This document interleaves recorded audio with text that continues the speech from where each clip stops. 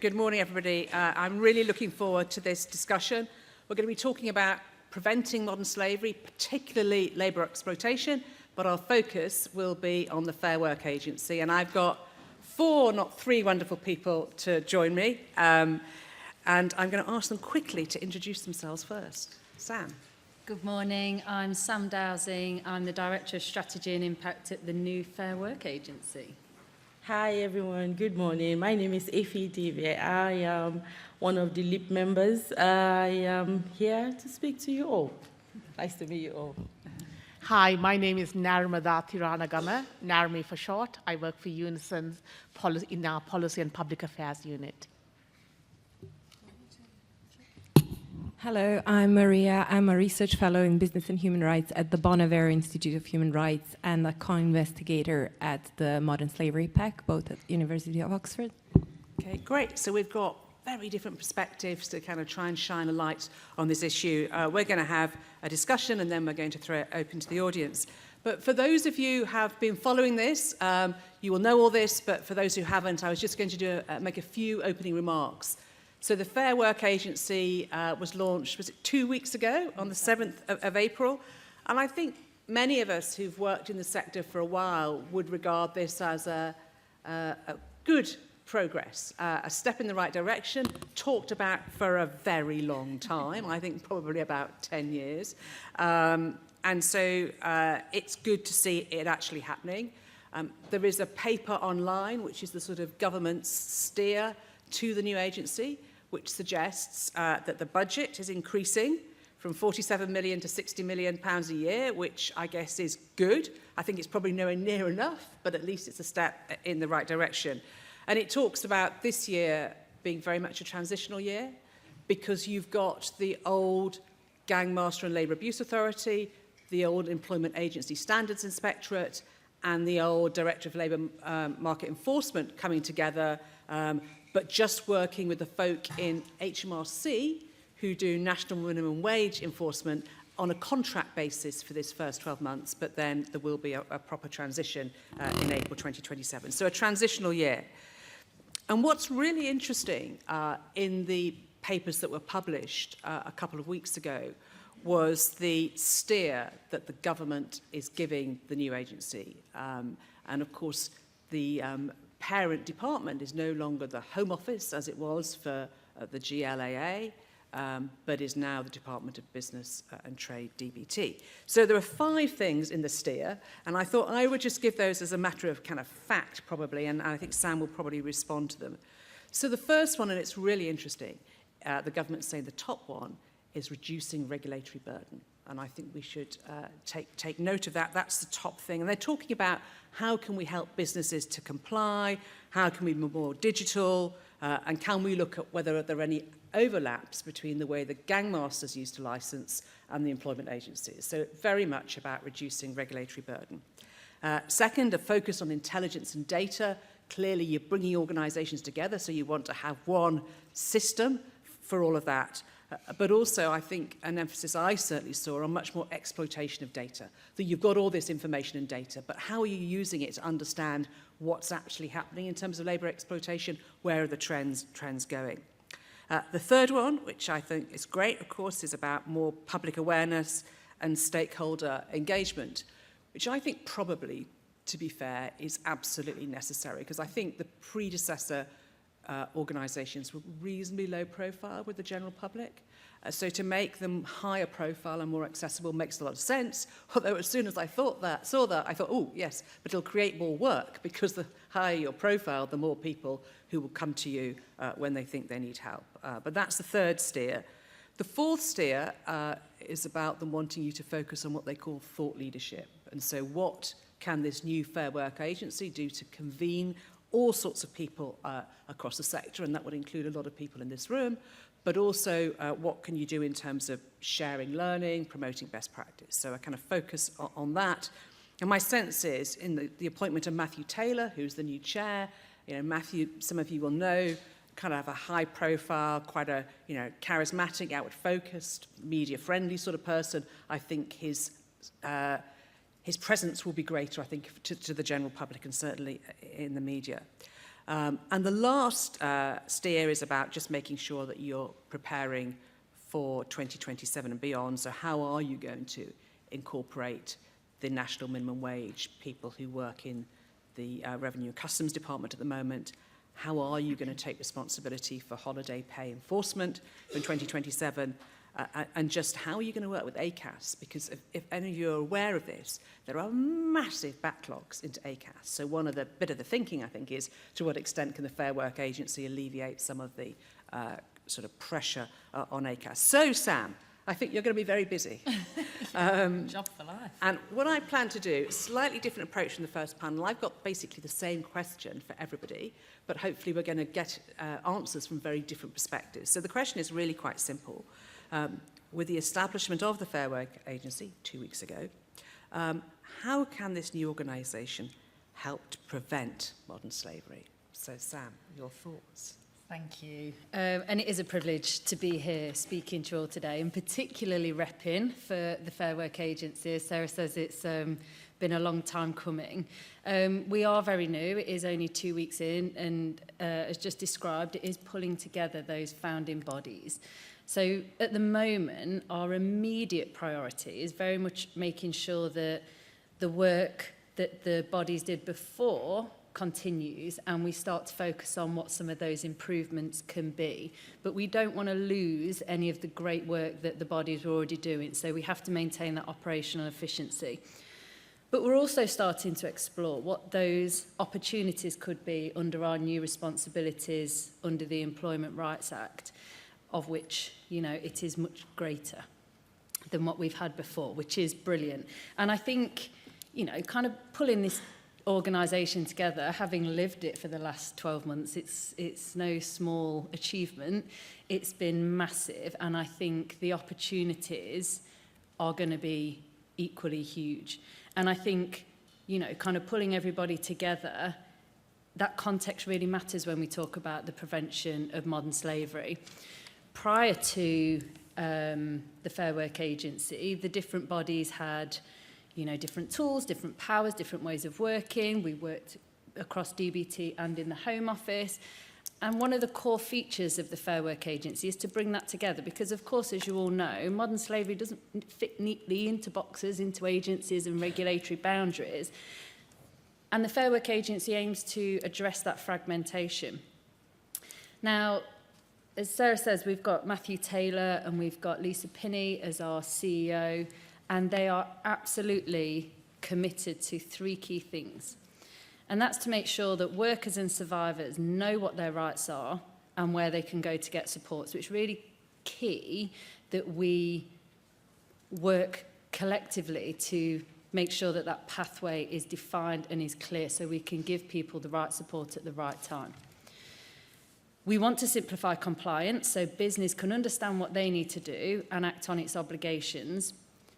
And we also want to take tough action against the rogue employers who exploit workers and who undercut business. Now, DBT and the government do have a focus on making the economy grow, and the Fair Work Agency and all government departments have a part to play in that. But in order to do that, the Fair Work Agency, you know, putting survivors and workers at the heart of its operations can really identify those people who need more support quickly, and that in turn will, you know, kind of raise the standards and help compliance. Now, we are a bigger agency, we have got more tools and more powers to come, but we still recognise that we are one part of an ecosystem of prevention and protection. And we are absolutely committed to collaboration, and I think this is where we can make the biggest difference to prevention. So sitting, listening to the brilliant panel before, I've already been getting people's email addresses. It's going to be my role to make sure that we have a really good strategy in 2027 for the next at least 3 years. Now, this represents an opportunity where key people can get involved and we can really set that foundation and our intention for the Fair Work Agency. We are committed to open dialogue, to hearing, to listening, and to sharing whatever we can to make sure that the Fair Work Agency supports the workers and survivors. as just mentioned, the strategic steer lays out the 5 key priorities, and I think the 3 that are really pertinent here is making better use of the information and data that we've got. And people in this room will have lots of information that the Fair Work Agency can work with to make that a really good strategic approach. Public awareness and engagement, you know, you guys are working with different organisations, with workers, with survivors. It's really important that you understand what the Fair Work Agency does and how we can work together across that system to achieve what we want to do. And that thought leadership, you know, we don't have all the, the Fair Work Agency doesn't have all the answers. We're a bigger organisation, yes, but we are not the biggest. We don't have all the information. And as what was said at the top of this conference, you know, the leadership and the expertise are in this room, and I'm really keen to make sure that we harness all of that, because I want the Fair Work Agency to be a success, to help you, to help us, to help you, to help us, and so on and so on. So for me, they're the key enablers to us finding really great ways, really innovative ways to work together to prevent modern slavery. So I think what I would leave by saying is that the will is there. It is now just figuring out together how we do that. Thank you very much indeed. I've got lots of questions I want to ask you, but I'm going to ask Ife. Now, Ife is an absolute star because for some reason she wasn't briefed before she came today, and I've worked with Ife, and I said, look, Ife, you're meant to be with us. If you're happy to be with us, which is why she's not on the list, and she is a star, and she said, yeah, I'm happy to do it, because Ife, same question to you about thinking about how the Fair Work Agency might help prevent modern slavery. But the reason why Ife and I have worked together is we've been very concerned about the construction sector in the UK, and you've talked about the sorts of things that if you'd have been treated differently in your experiences working in construction, maybe some of your exploitation could be prevented. So, you know, very happy to hear about, from your lived experience perspective, what do you think this agency needs to be doing?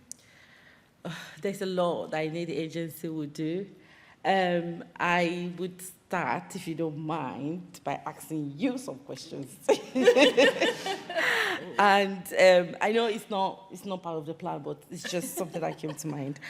So you were talking about survivors being at the heart of the operation. Yes. How do you intend to do that? Well, I think this is the interesting part, isn't it? It's a completely different organisation with a completely different budget, and I think my first thing is making links with the different people in this room who have that survivor focus and that survivor contact, to make sure that when we come to writing the strategy, it is co-developed and it's built in there.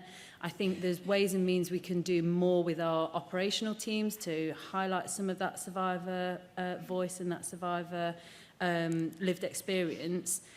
So I think, as I said, the intention is absolutely there. It's how we get to it. I'm really interested in that Survivor Council that was discussed at the top of the day, and I'm interested to know what the Fair Work Agency can do to influence that, because I think that would be a fantastic place to have some of these conversations and to make sure that it is brought in, because I'm aware that was mentioned before, tokenism, it's got to be actually in there to be effective. Yes, so we've heard a lot about survivor engagement, meaningful engagement, put survivors on the table, but if survivors are not empowered to be on the table, they cannot get to the table, let alone to be on the table. And even if they are on the table, it's as good as they are not there. Absolutely. Because they won't be able to contribute. Absolutely. So if you'd like me to ask you this question, if you don't mind, and I understand it's just been launched 2 weeks ago, yes. What are the roles that survivors have played in the launching and in the putting together the whole Fair Work Agency? That is an excellent question, and I don't know the full answer to that. When it came to the legislation, I know that was quite a broad piece of work, but the specifics of what survivors, I'm not sure. So we should be progressing from just saying survivors should be engaged meaningfully to actually creating a plan. Absolutely. Creating a path, creating careers in our organizations, in our charities. Let us fit in roles for survivors and actually engage them meaningfully not tokenistically, and I'm saying the same word again, not just sitting down in panels and talking about it, but not being hands-on about it. Career progression, survivors are just more than people that will come and tell stories. I'm sitting down here because I've got experiences. However, I want to do more than just having experiences. I want to put those experiences into actions, but I need to be able to do it if I'm empowered to do it. So if there are barriers which a lot of survivors are facing and they are unable to navigate the barriers to get to the table, they can't contribute. This is Fair Work Agency, and it's just been launched 2 weeks ago, and we are not clear. It's not clear on the roles that survivors have played. And then we are saying that survivors have to be at the heart of the agency. Survivors will be contributing. How? Because we are talking about survivors being at the forefront, being at the center, helping to co-produce, helping to form policies. But we're not actually doing it. We're just saying it. So I'm kind of challenging all of us in this room to do more than having the conversations. I was trafficked into this country. I've said it again and again. I will say it because that's my experience. And I worked in a construction site. I was trafficked into construction site, and I worked there for months and running into years. And I went through a lot. I was there. No one saw me. I was doing the job. No one recognized me. No one knew I was trafficked. There was no connection among the workers. Everyone was just there doing their job. I'm trying to answer the question you asked me, Sarah. People were there doing their jobs. Everyone is busy. No one is thinking about the new girl that they haven't seen before, the cleaner that haven't spoken to anybody, during breaks. Now I know that it's called break. Then I didn't know it was called break time. People would go into the canteen that I was there. I had cleaned the canteen before. I changed the bin, but I didn't know I had the right to sit down there and have breaks. So I would sit somewhere. People would go into that same canteen, sit down, have their breaks, eat their food, chat, and leave. I didn't know I was supposed to be among those people because I didn't know my rights. No one told me, and I did not know. Came from another country, never worked, was a child when I came. My mom was fending for me until I was trafficked. Never been in a work situation, didn't know how it worked, no one told me. So when I sit down in conferences like this and I hear people talk about inclusion, and I'm thinking, inclusion, what have you done to actually include? What pathway are you creating to include? It looks like there's a pothole on the road. We all know there's a pothole, and we just go round and round the pothole, and no one is doing anything meaningfully about that pothole. We need to start creating opportunities for survivors in our organizations, in our charities, in our businesses. Give them opportunities to get a job. As long as they have the right to work in the country, create career progression for them. Let them be trained. Most of them will come. Somebody like me came out, got my stay, started working, going to university, studied, had my degree, had to fight to get my certification. I shouldn't be doing that. I shouldn't go through that. But you would see that most survivors are still treated as victims. Why? Because organizations could not recognize the difference between treating somebody as a survivor and as a victim. They still merge the two together. They treat survivors as victims. They treat survivors as perpetrators sometimes because there is this gap. They cannot even differentiate between a victim and a perpetrator. Thank I'll you. keep quiet. No. If you do not, never keep quiet, please.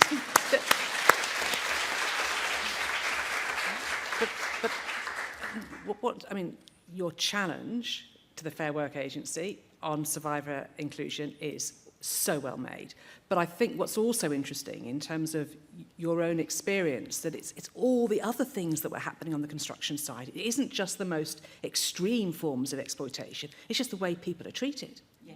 And that's why taking a broader view within the Fair Work Agency might help to prevent these harms from happening in the first place. In terms of the public health model we were talking about, this is great primary prevention, great secondary prevention before, rather than waiting for people to have tertiary, third-level prevention. So, great.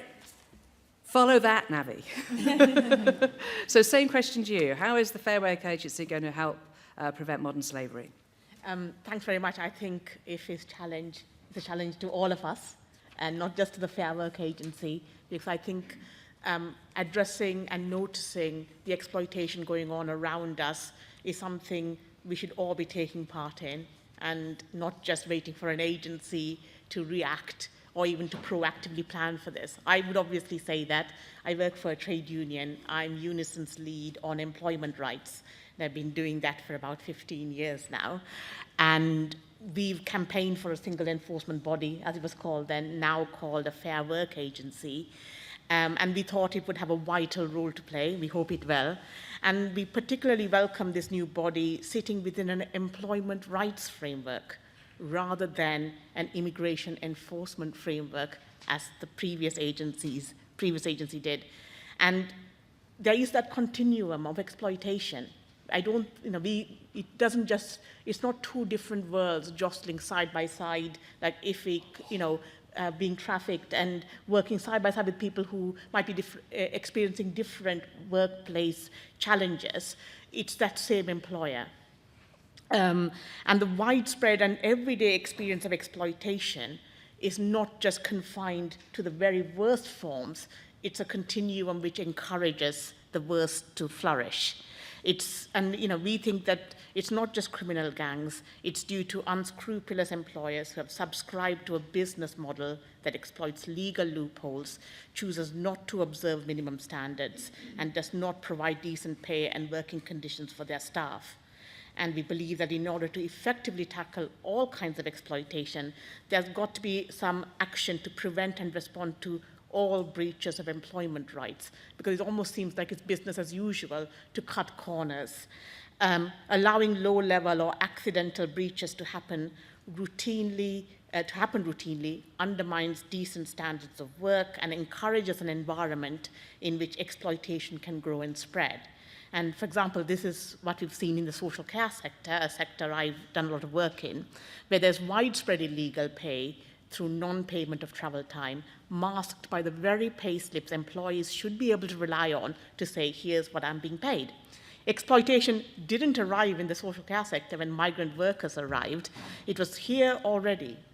But a new form of super exploitation was possible because of the control employers had over migrant workers because of the individual sponsorship element. A form of coercive control, which is the part of the very air our migrant worker members breathe at work.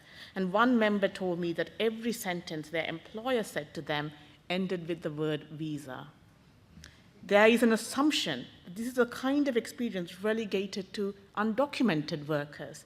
But actually, our visa system and the hostile environment means that having a visa is itself seen as asking for a level of intrusive control and constant vigilance, which, I'm an immigrant myself, but for me to see this kind of control an employer is given in a visa has been horrifying to witness. And this is something that's sanctioned by our rules. It's created by our framework itself. So I would say there's one thing that could be done, and this is the first thing our members have asked us and said, please remove the control my employer has over me. That's our first demand. And I know, and one of the benefits of working for a trade union is that we have our members speak and set our agenda. So it's very easy to talk to our members and what would free you, what would make a change for you.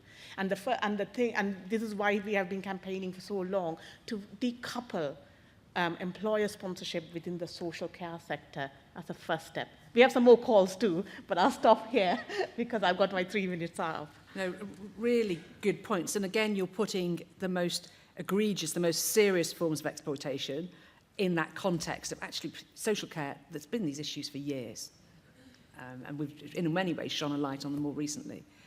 Maria, you're going to kind of take a step back and take a more kind of legal bird's eye view on these things. So what do we want from the Fair Work Agency? Thank you very much. Can you hear me? Kind of not very skilled with this microphone. Good morning, or rather good afternoon. It's a great honor to join this discussion and such a diverse mix of perspectives and experiences. In my 3 minutes, I would like to offer 3 reflections in response to both Sarah's prompt, but also the broader theme of a human rights-centered approach to modern slavery. And just to add, I didn't say that in my introduction, that I'm currently leading the program of research, ably assisted by Dr. Jack Beatsworth, which investigates labor exploitation and legal and policy frameworks relevant for shaping responses to it. And a lot of which includes empirical research as well. And a lot of what Ifi and Narmada have said is really reflected in our data, which is emerging. So first, starting with human rights, which are often overlooked in framing responses to and also discourse on modern slavery, I would like to remind that there is an obligation to identify and protect victims or potential victims, which rests on all public authorities, not only those that are designated within the NRM. And this obligation does not depend on any report from a victim or an individual, and authorities, in fact, must act on their own motion, on their own initiative, when there are reasonable grounds to suspect that a person might be a victim.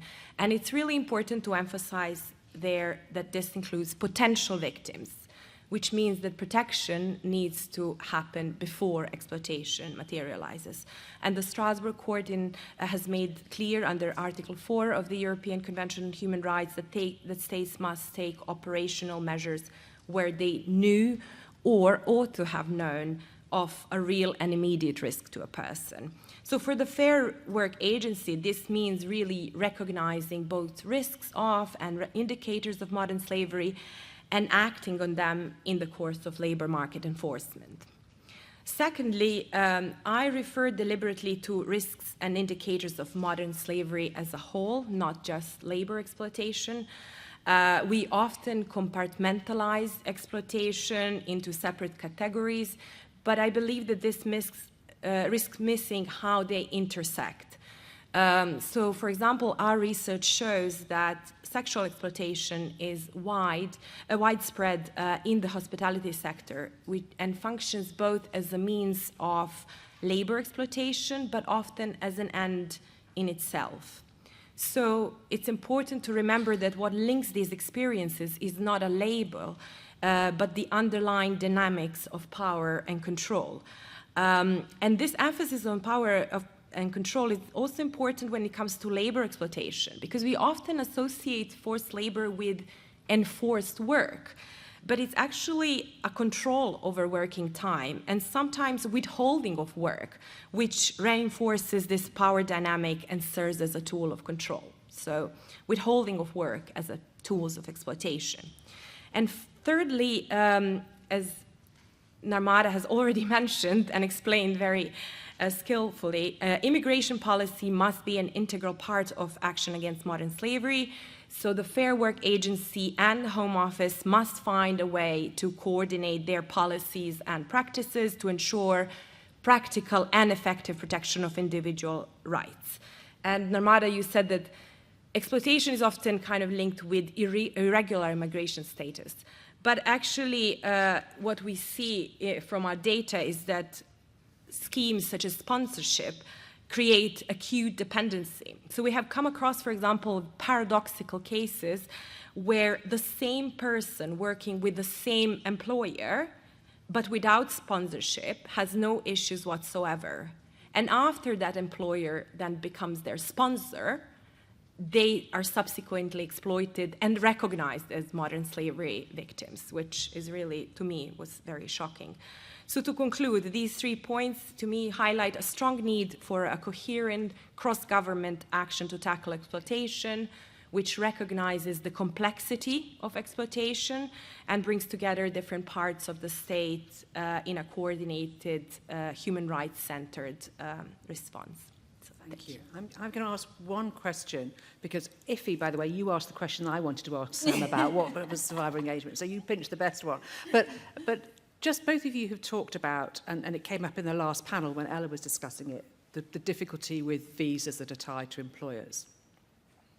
Do you think the fact that the Fair Work Agency is part of the Department of Business and Trade creates a different sort of discussion with the Home Office, because it's not part of the Home Office anymore, in terms of if we're really about protecting workers, if we're really about raising workers' rights, if we're really about trying to encourage employers to do the right thing, that actually you might get a better discussion now the Home Department is Business and Trade. Is that your thinking, that it will somehow empower the argument about this is not good for unscrupulous employers and this is not good for protecting workers?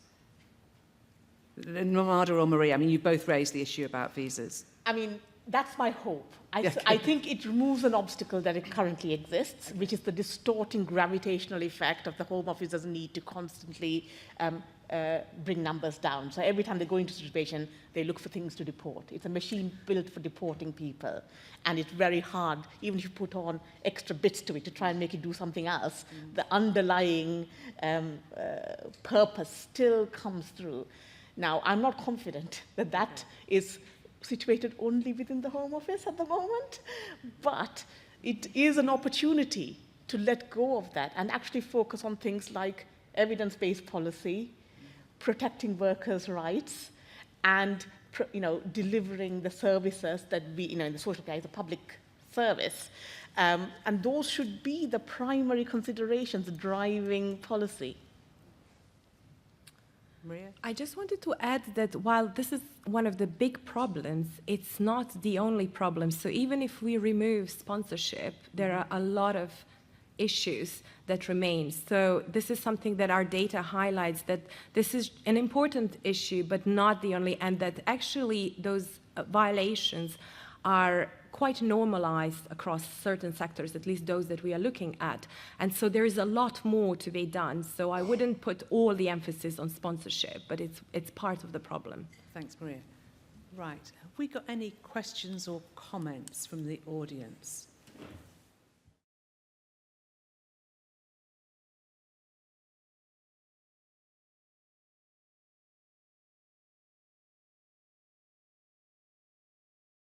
Great question. Sam? Yeah, thank you for your question. Thank you for sharing that. I think the coming together of the Fair Work Agency does give this opportunity. So not only do we have a bigger budget, which creates more opportunity, but I also think that moving departments has also created opportunities, because we still have relationships in both camps now. Now, one of the things that I want to do is like cross-government strategy working groups. So when I come to say this is the deliverables and the ambitions of the Fair Work Agency, I can ask that of the Home Office, I can ask that of DBT, I can ask that of visas, of immigration, of whoever we think is relevant in this area. So we can start to see, well, where are the things that are lining up and where are those gaps? And where there are gaps, what do we do with it? Now, going back to the point of that, the lived experience and to what the panel was saying earlier, I completely accept that there is a lot of talk about this. Now, I don't know how that is going to look in the Fair Work Agency, but what I do know is that that is a commitment, that we want that here, and we want to do it in an appropriate way, in a sustainable way, in an effective way that isn't just ticking the box and doesn't feel like that. So I'm committed to coming away from here with some key contacts that I've already got to look at what does that look like in practice, because I would rather take the time to think about it and make sure that it is there properly, rather than go, oh, yeah, we've done this, we've done that. I let Effie read the strategy and she said it was great. That's not it. So yeah, I think there's more to do with cross-government, and then it's about how we actually get that lived experience in a meaningful way, like has been discussed this morning.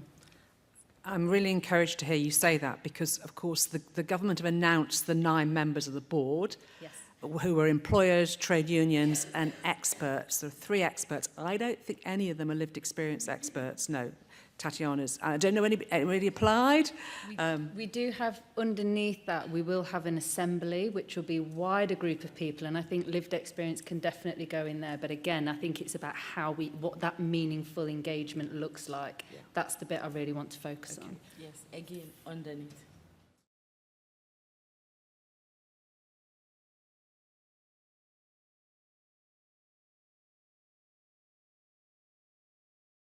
Okay. So I would say that would depend on the individual organization. I am a panel member with MSPEC, and I've been a panel member since the inception of the panel. Before we started the panel, I was working with MSPEC. I was consulted to review proposals. I'm just giving myself as an illustration. And it was just me. I was solo working with them. And now we've progressed into having a panel. And I had the opportunity to apply for the role, whatever role I wanted in the panel for the lived experience manager, but I didn't because I was going to uni. I thought I wouldn't be able to commit to the job, so I didn't. I had the opportunity to apply for the coordinator role, but I didn't because I was still at uni. I wouldn't be able to commit. So there was a role and there was progression for me in that role. I'm still a panel member.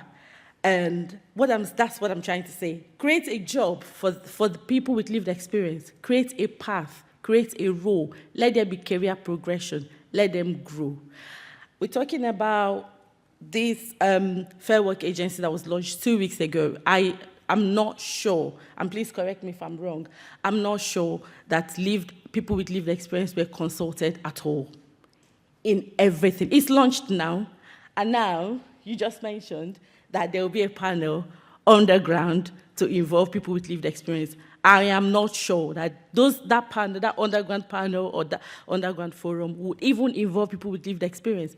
I am not sure how the level of involvement, you see what we're saying? So it's a matter of us not just keep saying, involve them. Let's start thinking about it. Let's start doing it. Let's start putting plans in place, workable plans, make smart plans of how you involve people with lived experience and actually put them in board. It's not everybody that has lived experience want to be in the sector. No, but the ones that want to be in the sector, empower them, encourage them, train them, push them, then they will deliver. That's what I'm saying. I'm not saying that we're not talking about it or it's not on our minds. It's on our minds, but when something is on your mind and you haven't put any action to it, it stays there. It's not producing anything. But until you put action to it, that's when you begin to see the result of what you've done. I'm sitting down here now because I have the opportunity to sit down here. Sarah said to me to come on board. If not, I would not be here. I'll be sitting down there. So it's part of giving people opportunity. So give them the opportunity. That's what I'm saying. And it depends on your organization. It depends on your business. You know the structure of your organization. You know the structure of your business. Sit down, think about it. How do we incorporate people with lived experiences? And what do we do? Is it construction? Let's look for people with lived experience of construction. Don't bring somebody with lived experience of food processing organization into construction. It's not the same thing. So each survivor has its own expert, and that is where they have experienced that exploitation. Use that. Many survivors has degrees. Some has masters. Some has first degree. Some has diplomas. They have certificates. Use them. Don't just say, oh, because they are lived experience, people with lived experience, they'll come and tell us stories about their life. Then you sit down, you listen to their stories, and you clap for them, and you empathize for them. It goes beyond that. They are more than just stories on legs. They are human beings. They want to contribute. They want to give back. They want to serve the nation. They want to do something meaningful. Use it. And don't just keep them under it. You see, that's what I'm saying. Brilliant. Thanks. Do you want to add anything to the answer to the question? Or No, I think structurally, yeah, I think when we've got the board, obviously we do have the independent members as well. And and I think those independent members are representative of the independence of it. So it's not business, it's not trade unions. And whilst the assembly sits alongside is probably a better term than underneath, sits alongside, the board can only be so many. We can't have like 30 people on the board, it just wouldn't work. But the assembly creates more of an opportunity to have a broader group of people, and I think I will definitely be using that group when it comes to writing the strategy, when it comes to sharing information and evidence, but also that doesn't have to be a fixed in time thing. If there is a particular threat or an emerging trend, you can pull in the right people who need to be in that room. And I think it starts with that commitment, doesn't it, about acknowledging the value and the worth and everything that everybody's been saying today around that lived experience. It's then how you then deliver that and what you put around it. So I agree completely that having that strategy and those plans in place to say, where does that fit? I know operationally we work particularly in the GLAA space, moving into the Fair Work Agency, we're going to have to look at it differently. But we worked in themes, so we had control strategy priorities, and I think there's opportunities there to figure out how we tie in some of that lived experience, because as been said this morning, the experiences around different sectors, around different people, different ages, different genders, different, you know, every difference will be different, and to understand those will then help to plug some of those gaps that you're identifying. Because one thing I do know from my experience is criminals are criminals are criminals, and they will find a way through policy, through regulation, through, you know, lots of stuff. And unfortunately, public sector always does work a little bit slower on that, because, you know, we have different ways of working. But I think how we weave that in is definitely something I'm taking away from today. I'm just going to kind of reflect on this very interesting conversation we've had about whether government walks the talk on these sorts of things. And it strikes me as quite curious that just over a year ago, the Home Office published the new Transparency and Supply Chains Guidance, which clearly says that in developing policies, businesses should work with those with lived experience of modern slavery. It doesn't say how, and there's lots of issues about how that happens, but actually that was the government's best advice to businesses. What's curious, and we might be doing them a disservice, but it sounds like that same approach about involving people with lived experience doesn't appear so far to have been part of the establishment of the Fair Work Agency. Now, it's never too late, and I just wonder, I don't know whether it's a Human Trafficking Foundation thing, a Modern Slavery PEC thing, a Justice and Care thing, but why isn't the sector pulling a letter together to write to Matthew Taylor and Lisa Pinney and say, look, we think that the engagement of those with lived experience needs to be central to your transitional year, to the design of this organisation. There are loads of leaps. What was it? Eleanor said she'd had a meeting with 13 leaps. Can we please engage as we develop the organisation in this transitional year? Now, I don't know, it's not for me to organise that, but you know, is that something the sector should be doing to say, look, this needs to be part of the new organisation? And quite frankly, you need to walk the talk on the guidance that you give to businesses. Just a thought. And so, Sam, you will do your best, and I know you will, but actually, what else can we do to say there's something here that's missing? I've been told there's only 1 minute left. So there's two gentlemen with I'm going to have to ignore you, because otherwise I'll get told off by this nice lady on the front row. Can I just say, I didn't know where that was going to go, but thank you very much indeed, because I think from your very different perspectives, we're excited about this, but we do not want to waste the opportunity. Namada's hopeful. Ife's kind of challenging, let's get it right, and Sam's got lots of energy, and Maria's given us the context. So can we thank them all very much for their contribution?